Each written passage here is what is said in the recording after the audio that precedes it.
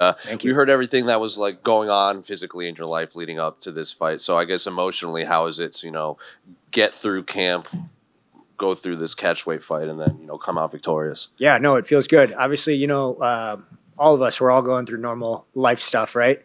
But that's what it's all about. That's what life's all about, persevering and getting through all that stuff and growing off of it. So, because of the catch weight, I don't know if you actually heard, but I had a staph infection a couple weeks ago, dealing with antibiotics and stuff like that. So I was ready to make 136 if the opposing team didn't agree to it, but obviously we agreed to 138, which was great. Were you worried at all that they would say no to the catchweight?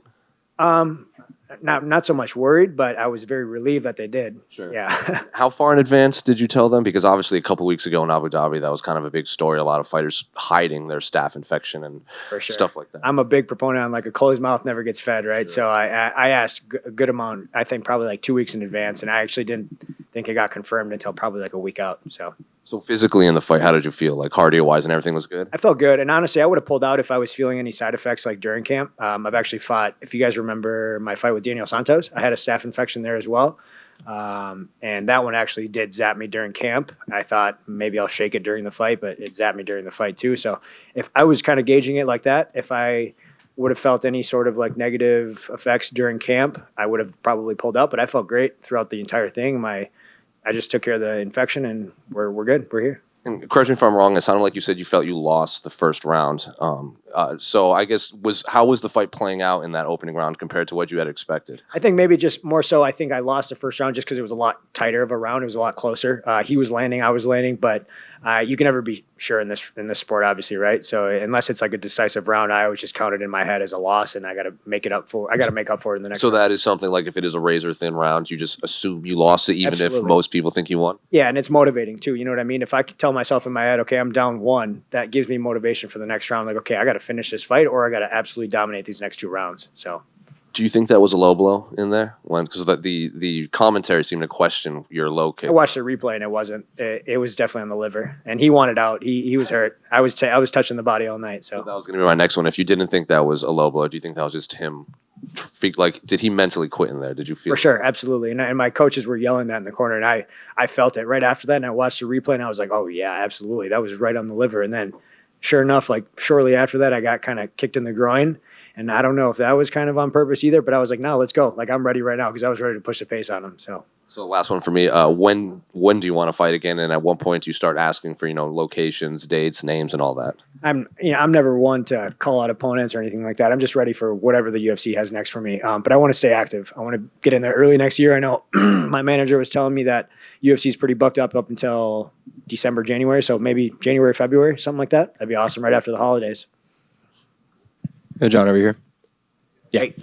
So you just said you want to stay active next year, get in there early. I'm just wondering, what other goals do you have for 2024? Yeah, absolutely. I want to have at least 3 fights next year, minimum. I've won 4 out of my last fights. I feel like I'm at least due for put me in the conversation for a top 15 guy, right? I'm always analyzing the top 15 guys, especially the 10 through 15, and stylistically, I feel like I match up well against them. A lot of them.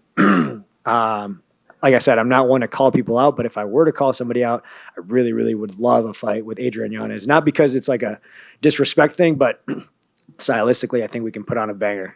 Absolutely. So, sounded like a little bit of a respectful call out, but is that Sure, right. that's safe to say first potential? More so like a hopeful. Yeah, absolutely. Yeah, absolutely. A little hopeful call out.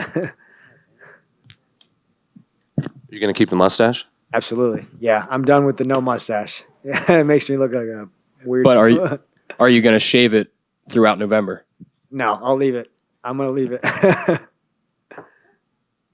you, guys. Thank you so much. Oh, good. Appreciate you. Oh, yeah. Oh, sorry. I just wanted to ask you, what do you feel like you learned from this fight? I